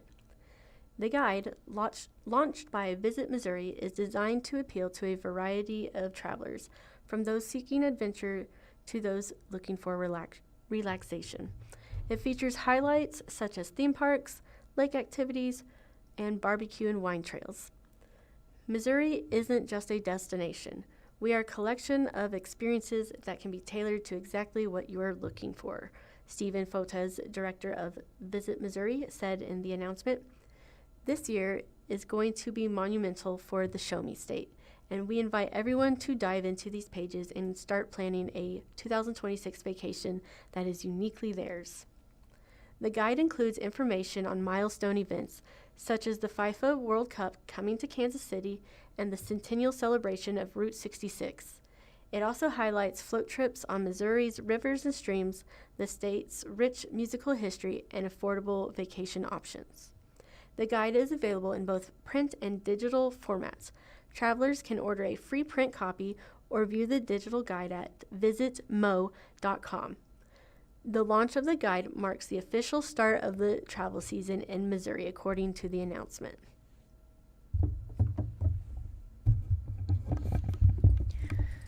This is from the Springfield Business Journal. FedEx to close Northside Shipping Center by Jeff Pickle, digital editor. Memphis, Tennessee-based FedEx Corporation is shuttering a shipping center in northeast Springfield. The FedEx facility at 2221 East Olive Court, located at the intersection of Chestnut Expressway and Barnes Avenue, is slated to close at the end of March, according to a statement provided by spokesperson David Westrick. The statement cited a previously announced network transformation strategy. Team members at the facility were notified several months ago, and certain employees will be offered other roles within the company, the statement reads. These decisions are never taken lightly and reflect our commitment to supporting affected employees through job placement assistance, relocation aid, or severance as applicable, while transforming our network and continuing to provide an outstanding experience for our customers. The statement indicates customers who use the facility for drop-off services can access the location at 1722 South Glenstone Avenue moving forward. FedEx's website lists 7 Springfield locations, including the closing facility that offers shipping assistance. The roughly 20,000 square foot FedEx building on East Olive Court is owned by 2221 East Olive Court, LLC, according to Greene County Assessor records. Alrighty, our next article is from the Springfield News-Leader. It is by Annalise Hanshaw, and it is titled, Lack of Funds Could Delay Grade Level Scoring on Missouri State Tests. A law passed last year to add a measure for grade level equivalency as part of Missouri's standardized test reports may be scrapped as a casualty of the state's budgetary woes. The Department of Elementary and Secondary Education requested $1 million to add grade level equivalency to the Missouri Assessment Program, which would largely be a one-time expense. Governor Mike Kehoe's recommended budget excludes this item, one of $600 million in proposed cuts. Without this money, the Education Department can't afford to add grade level equivalency in the coming year. The department's Deputy Commissioner of Financial and Administrative Services, Kyle Cruz, told the Missouri House Budget Committee last week. We now have a photo of Missouri Education Commissioner Carla Esslinger. She was actually my principal in school. It kicks off the Department of Elementary and Secondary Education's budget presentation to the House Budget Committee February 3rd, 2026. The committee spent 2 days listening to the department's budget request, and Ms. Esslinger is at a sitting podium with paperwork in front of her. She is wearing a black jacket with a dark turquoise green shirt underneath. She has short blonde hair with glasses, and she is speaking to the rest of the room. The implementation of a 5th level giving grade level equivalence is going to be a very useful tool in ascertaining if students are achieving and progressing as they should, he said. The lack of funding, at the very least, would delay the effort. Currently, the Missouri Assessment Program breaks scores into 4 categories: below basic, proficient, and advanced. Education officials estimate that a score that meets but does not exceed grade level standards is around the high end of basic. Without a measure of grade level performance, there is no way to discern what percentage of students are not meeting expectations. But concerned parents and policymakers interpreting proficiency as grade level performance often cite the number of students scoring below basic and basic as falling behind. State Representative Brad Pollitt, a Republican from Sedalia and a former educator, sponsored the legislation to add grade level equivalents to Missouri Assessment Program scores, hoping to learn more about student achievement. To have a conversation, especially in the Capitol when it comes to accreditation and where our kids are scoring at, it helps if everybody can be on the same page with where our kids are at, he told The Independent. A small contingent of Republicans worried that Pollitt's legislation was an attempt to water down school accountability, but he insists the intention is just the opposite. Kehoe's recommendation to exclude funding for grade-level reporting does not mean the idea is dead. State lawmakers could restore the funding over the coming months, and key to their discussions is whether state law mandates the change. The state's constitution requires the General Assembly to provide funding for any requirements it passes. If state law mandates that the Education Department define grade level equivalents, the legislator has to cover the cost, said State Representative Kathy Steinhoff, a Democrat from Columbia. She asked education officials if they feel legally bound with no money to spend on the project. The department's budget request describes the implementation of new performance levels as required by state law. But asked directly last week by members of the Budget Committee, education officials were judicious in their responses. Lisa Serino, Assistant Commissioner of Quality Schools, didn't indicate whether she thought the change was mandated.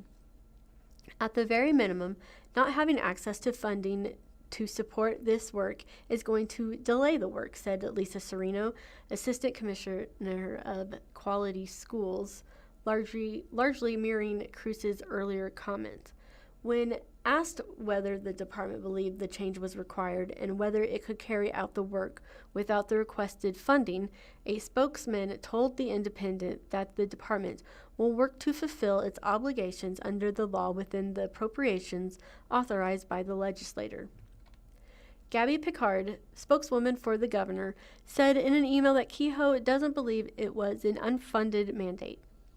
The state's fiscal analysis of the law, which included an array of education provisions, estimated a cost of just over $1 million. The Department of Elementary and Secondary Education, in its proposed budget, said their funding request was based on the fiscal note.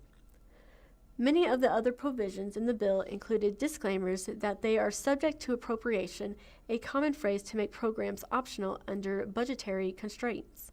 But the section on grade-level equivalence doesn't include this disclaimer, nor does it set a deadline for implementation.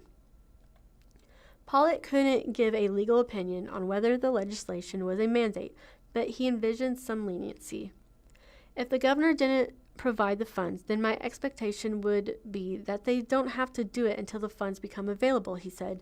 Pollitt intends to continue advocating for the reporting of grade-level equivalents if the state is unable to enact it this year, acknowledging the state is in a tough spot financially. I think that's something for us to look at in the future, if we ever can do that, he said, because I just want to have conversations that are meaningful and can be understood by everybody. Pollitt is not alone in a pursuit of transparency and accountability for public schools. Kehoe, in his State of the State speech, unveiled his plan to give parents a clearer picture of school performance. In an executive order released last month, he is pushing for the State Board of Education to grade public schools as an A through F scale, grounded primarily in academic performance and growth. State Representative Kemp Strickler, a Democrat from Lee Summit, pointed to the executive order during budget discussions. He was surprised to see grade level equivalency zeroed out. Would this be helpful for ranking schools from A to F, he asked. Cruz said grade level seems like it would be an important component to implementing Kehoe's vision for an A through F grade scale for schools. We now have a photo of Missouri Governor Mike Kehoe walking into a meeting of the Missouri School Funding Modernization Task Force alongside Education Commissioner Carla Esslinger on September 9th, 2025. Kehoe is wearing a slate blue jacket, business jacket, with a light blue shirt underneath. He is wearing a red tie striped with orange, blue, and yellow, and wearing an American flag pin on his heart. And then Miss Carla Esslinger is wearing a white cardigan. It has a black collar, and she is also wearing a black shirt underneath with small gold hoop earrings and a gold necklace. The governor's proposal, though, emphasizes proficiency with a call to create a growth to proficiency metric to track whether a student is on a trajectory to reach grade level proficiency within 3 years. When asked whether he intends to track grade level performance or proficiency, Kehoe's office said in a statement that both are important measures to track student achievement. The governor is prioritizing transparency through calling for a growth to proficiency, Pickard wrote. In a House Education Committee hearing of a bill largely mirroring Kehoe's proposal, educators warned that the proposal would largely benefit school districts in wealthier areas and lack key context that helps parents assess whether a school would be a good fit. The state's fiscal analysis of the bill estimates that creating the A through F scoring system would cost around $2.3 million. Kehoe wouldn't say if he is willing to spend over $2 million on his idea. The governor is willing to work with the associated agencies to identify an appropriate level of funding for these measures, Pickard wrote, while remaining mindful of the current budget constraints and maintaining fiscal responsibility. This is from the Springfield Daily Citizen. Poking around as lawsuit continues, Eden Village III overcoming contamination fears building permit challenge. Nate Schluter with Eden Village was notified by a lawyer that the 4.25 acre site the nonprofit had purchased probably wasn't contaminated. He didn't find that particularly reassuring, but testing came back safe. There's a picture of a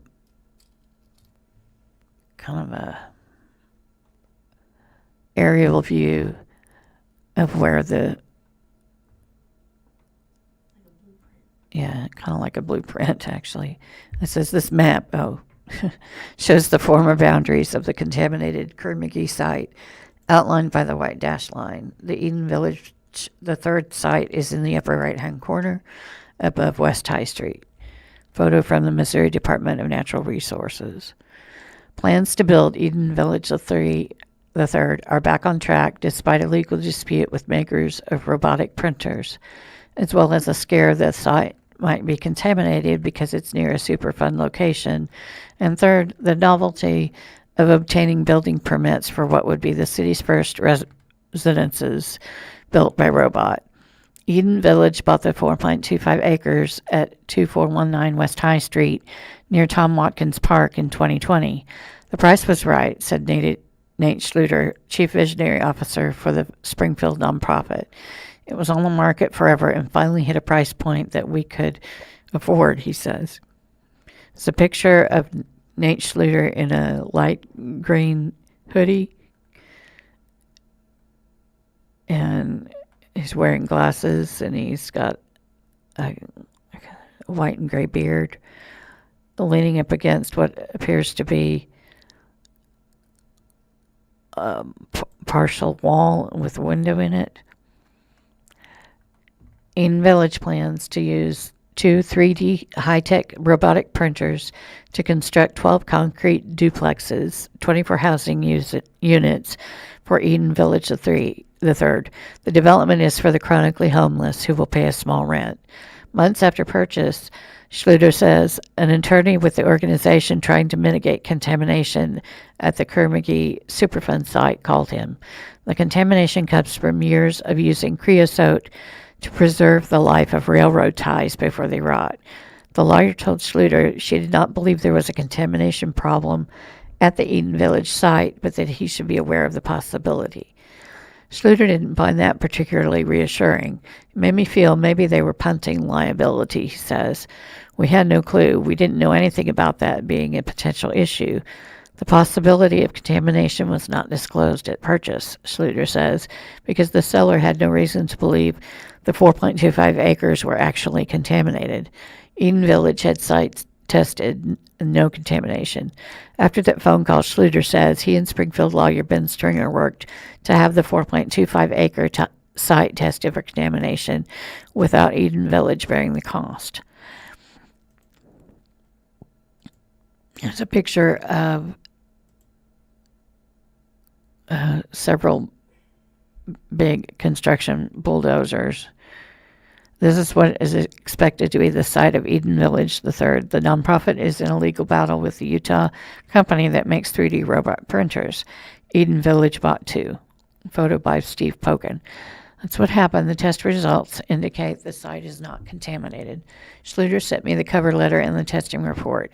It's from the Greenfield Environmental Multi-State Trust, LLC, which works with the Missouri Department of Natural Resources in investigating, cleaning up, and facilitating the safe reuse of the contaminated property. The Kerr-McGee site contains chemicals that the U.S. Environmental Protection rates as probably carcinogenic for humans. The letter Schluter shared states there is no elevated risk of exposure due to chemicals of concern from soil at your property. No further soil sampling and no removal of soil from the property is planned at this time. Schluter says the fact that there is no soil contamination is a good sign for the status of the groundwater. As of 2023, the Multi-State Trust was monitoring water quality with more than 30 groundwater wells in the area. Current city building codes don't mention robotic home construction. Another difficulty in the development saga of Eden Village III is that current building codes do not address construction of a residence by robot, says Martin Google, the city's director of building development services. There's a picture of Martin Google, and he's the director of Springfield's Department of Building Development Services. Photo provided by the city of Springfield. We, the city, are under the 2018 International Building Code, which does not address these 3D printed type of structures, he says. The city is working toward possibly adopting the 2024 International Building Code, which does address robot construction, he says. Regardless, Google says, the city will work with Eden Village in getting Eden Village III built under existing standards. We're not in a position where we feel like you can't do this, Google tells me. We're looking at things like wind load to make sure that there's an engineering analysis on that and that the 3D printed structure is equivalent to traditional building construction. We would like to see them be successful with it, Google adds. I think personally there's a lot of potential with that type of construction, but in the meantime, there's just certain things we need to see before we could permit it. But it's nothing that I would view as a showstopper. It's not something that they could not provide to us. Schluter says he does not view obtaining building permits from the city as a major problem. It's just new, he says. Everyone wants to feel comfortable with it. Printers were used to build a duplex in Lamar. Eden Village last year built a duplex on the property of a Lamar church, Schluter says. Google says several staff members from Springfield's Building Development Services went to Lamar and witnessed the 3D robotic printers in action. A 3D tiny home contains a mixture of cement, sand, lime, water, and other additives. A photo by Mary Ellen Childs. It was important, Schluter says, for city staff to see how the printers worked and that they could be used to build suitable structures. Whether the printers worked had become a legal a legal question. The Gathering Tree, the parent nonprofit of Eden Village, in 2024 sued Mudbots, a Utah company that builds and sells 3D robotic printers. The lawsuit alleged that the two printers from Eden Village bought from Mudbots in January 2023 for $1.6 million didn't work properly. Mudbots in turn countersued, alleging Eden Village was not using the printers correctly and claiming that Eden Village was violating 55 pages of conditions regarding how and when the printers can be used. Schluter tells me Eden Village had to rebuild the printers to get them to work in Lamar. We're confident we're going to build some houses. In November 2022, Springfield Daily Citizen reporter Jackie Rewald wrote that Schluter hoped to be moving residents into the third Eden Village by the end of 2023 or early 2024. That was 2 years ago. I asked Schluter on Thursday, February 5th, when he thought people would finally be moving into Eden Village the third. Nate Schluter stands in front of a tiny home at Eden Village. We stopped giving dates when this environmental stuff started happening, he tells me. We're just moving as fast as we can. A lot of it at this point depends on the weather. This is poking around column number 338.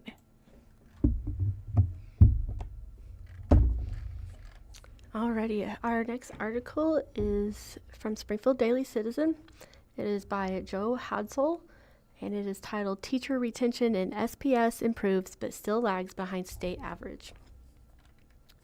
We have a photo of Jeffries Elementary and Springfield Public Schools fleet staff participating in a brain boost exercise at the back to school pep rally. It looks like there's two groups. There's a group wearing some high-vis vests, and then we have another group of staff.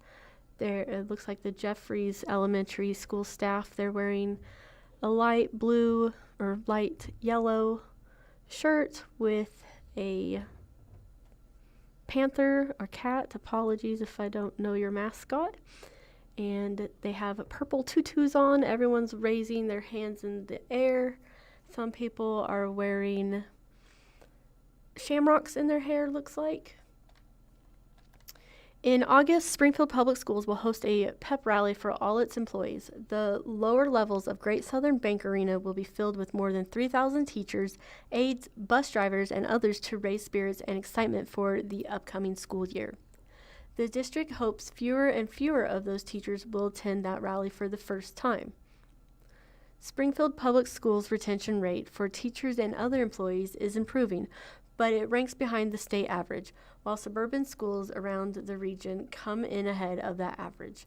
Those numbers from the Missouri Department of Elementary and Secondary Education show that the gap between SPS and suburban districts is small. Springfield is separated from Willard, the metropolitan area's best retainer, by about 5 percentage points. The numbers also show that economic status is sometimes a factor, but not all the time.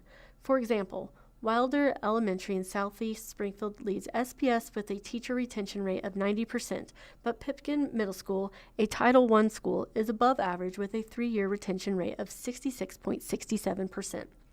Additionally, the district has improved its retention since a drop in 2023, and every school in the district has 2024 to 25 retention rates that either match or outpace their 3-year averages. The district is recovering from a series of layoffs made in advance of the 2025 to 26 school year, where it needed to trim about $15 million over 2 years to make up for the lost federal COVID recovery money. The district has already cut the equivalent of 142 full-time jobs. Retention hasn't been a specific targeted goal of the district, but it is an important factor, said Superintendent Grenita Lathan. As we plan our budget for the upcoming year, it's always about staff compensation and benefits. That's a top priority, Lathan said. If you go back to our strategic plan, it goes back to organization efficiency. So it's always ongoing. It's not so much about the state percentage, it's about retaining the most qualified people in our district. We now have a photo of Dr. Grenita Lathan. She's the superintendent of Springfield Public Schools since 2021, and she serves as chief advocate for the district's nearly 25,000 students and 3,500 employees. It looks like she might be in an employee break room discussing things with her coworkers. She has a pair of dark glasses on, and she's wearing a dark pink jacket with a black button on the collar. Recruiting and retention of employees have been front of mind for the district over the last few years. The board in June approved a budget that called for spending an additional $9.3 million into salaries and benefits. SBS has built Future Educators, a Grow Your Own program in partnership with universities that offer education degrees. SBS expanded training opportunities for all teachers in the district, including the addition of live look-in sessions led by veteran teachers.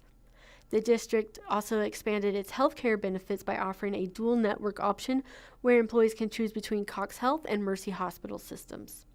The district has already begun the process of developing the budget for next school year, and collective bargaining with the district's more than 3,000 employees will soon begin. But retention is complicated and critical, said Paul Katnick, Assistant Commissioner for DESE's Office of Educator Quality. The 1966 Coleman Report found that teacher quality matters most, Katnick said, and there have been a bunch of researchers in 60 years who replicated those studies, and they came up with the same finding. The number one factor in student learning is teacher quality. What I always tell people is the number one thing you have to get right if you want kids to learn is the quality of the teacher. Springfield Public Schools is celebrating a third consecutive year of improvement in the Missouri School Improvement Program. It has worked its way into the top half of Missouri school districts and places highly among its contemporaries based on student population and economic indicators. SBS has a 3-year retention rate of 65%. The rate lingers slightly behind the state average of 66.4%, as well as the rates of suburban schools in the metropolitan area. However, the rate outperforms many of the district's contemporaries. Teaching is not an easy profession. Nicole Holt, Deputy Superintendent of Academics for SPS, said in October that teaching is harder than it has ever been. That is chiefly because the list of responsibilities placed upon teachers has grown thanks to additional regulations and other demands imposed by lawmakers. And those demands address factors that happen far outside of the teachers' classrooms. I would say it's very hard to be a teacher today because we are held to the standards of the academic piece, but then we are also responsible for all these other things, Holt said in October, and there are so many more facets to the work that a teacher does. Did a student eat breakfast? Have they been fed? Can they get to school safely? Those are all things that don't have anything to do with that base GPA. It's a tall order. We now have a photo of Dr. Nicole Holt. She's the Deputy Superintendent of Academics, and Dr. Crystal Magers, Executive Director of Academics, pictured in August, and they shared the first wave of data from a K-12 assessment administered at the start of the school year. Missouri State University offers the state's most prolific and productive programs for aspiring teachers. 1 of every 8 teachers in Missouri is a bear, according to its website. Minor Baker, director of MSU's School of Education, Learning, and Developmental Science in the College of Education, said that program prepares students for the realities they will face. That work starts up front, Baker said. Future teachers are taught to quickly reconcile their perceptions of what the job entails. It starts with thinking that their own experiences and impressions of their own teachers as they went to school, then loops in perceptions of the job created by the public or through TV shows and movies. Flipping that script takes some work, Baker said. They are trying to make sense of all that in a world where they are beginning to experience it for the first time, Baker said. And at the start of their teaching career, everything is hard, much like any of us starting a career. There is a steep learning curve to learning anything, and there are a lot of bumps and bruises along the way that you figure out as you go through it. Baker said the programs offer plenty of chances to try the profession out so that students can make sure teaching is for them. That reduces the chances of teachers making that discovery after they get hired by a school. MSU works with both public and private schools to place its aspiring teachers in programs. Using scaffolds, students ramp up their practical experience by starting with observation periods, then moving to working half days, then full days in classrooms. We believe strongly in giving them as many practical field experiences as possible so that they enter the teaching experience with eyes wide open, Baker said. We don't just throw them right into the ocean and say, go get them. There's a lot of structure. And students on that trajectory, a lot of them are successful and need that scaffolding to build up to day-to-day teaching. Shannon Ben is the president of the Springfield NEA. She points out that recruitment and retention focus on two distinctly different groups of teachers, those who are fresh to the profession and those who have earned considerable experience. Ben defines teachers into three bands: new employees, teachers who are newly tenured, and teachers approaching retirement after long careers. That middle band is one of the most susceptible to getting lured away by a competing district, she said. But in her experience, the reasons a teacher in that band might leave tend to be specific and personal. So keeping those middle band teachers takes more than just compensation, Ben said. It takes a combination of salary and benefits combined with ensuring teachers feel supported and valued. In other words, teachers need to feel like they are making a difference and the administration has their back. That's why teachers even become teachers, right? If they are not feeling like they are making a difference, they are going to choose to leave, Ben said. As teachers, we are all leaders, and it's hard because we lead these classrooms full of students. So we need to be able to lead these students and feel supported in leading those students.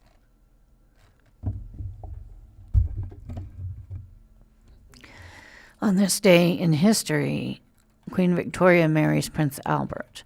On this day in 1840, Queen Victoria of Great Britain married Prince Albert. While most royal weddings of the era were private, small affairs, Victoria, in a bid to improve her popularity, arranged a lavish marriage ceremony with 300 people in attendance. Her dress was a simple white satin dress with an 18-foot-long train. That day, Victoria began two long-standing traditions, one of brides wearing white dresses and two of British royals marrying in highly publicized ceremonies. More events on this day. Shirley Temple died at age 85 in 2014. The curly-haired, dimpled child actress cheered Depression-era moviegoers at the peak of her career between 1935 and 1939. In 2005, Arthur Miller, who is recognized as one of the most important playwrights of the mid-20th century, perhaps best known for his Pulitzer Prize-winning Death of a Salesman, died at age 89. In 1990, the spacecraft Galileo flew past Venus on its way to Jupiter. In 1962, Francis Gary Powers, the U.S. pilot captured by the Soviet Union during the U-2 incident in 1960, was exchanged for jailed Soviet informant Rudolf Abel. Those are some fun little facts for the day. Alrighty. We do thank you for listening to the Blind Community Thrift Store radio reading service. Tune in every week, Monday through Friday, on the Blind Community Thrift Store's YouTube channel at 10 a.m. for more up-to-date news from the Springfield News-Leader, the Springfield Daily Citizen, the Springfield Business Journal, and 417 Magazine. Listen after we are live on the Audio Reader Network at www.reader.ku.edu. All broadcasts are played over KSMU's subcarrier airwaves at 67 kilohertz on 91.1 from 3 p.m. to 5 p.m., Monday through Friday. Contact Audio Reader Network for information on receiving a pre-programmed radio.